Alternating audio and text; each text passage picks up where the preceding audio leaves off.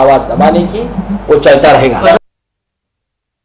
दिल्ली के वज़ीर आला अरविंद केजरीवाल ने कहा है कि दिल्ली को वो फूड कैपिटल इंडिया बनाने की तरफ काम करेंगे। जितने भी दिल्ली में फूड हब्स हैं उन्हें और बेहतर बनाया जाएगा। फिलहाल 2 हब्स को मुंतखब किया गया है।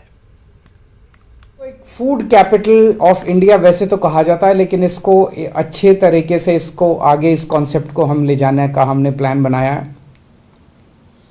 दिल्ली के जितने फूड हब्स हैं उन फूड हब्स को डेवलप किया जाएगा। कोई ऐसा है जहाँ पे तिब्बतन खाना अच्छा मिलता है, कहीं ऐसा है जहाँ चाइनीज़ खाना अच्छा मिलता है, कहीं ऐसा है जहाँ पंजाबी खाना अच्छा मिलता है, कहीं ऐसा है जहाँ, और कई सारे ऐसे हैं जहाँ पे हर तरह का खाना मिलता है। फूड हब्स हैं दिल्ली के अंदर। इन फूड हब्स को डेवलप करने का हमारा प्लान है। इन फूड हब्स के अंदर एक तो फिज़िकल इंफ्रास्ट्रक्चर ठीक करेंगे, वहाँ का सड़कें, बिजली, पानी, सफाई, वो सारी चीज़ें ठीक करेंगे।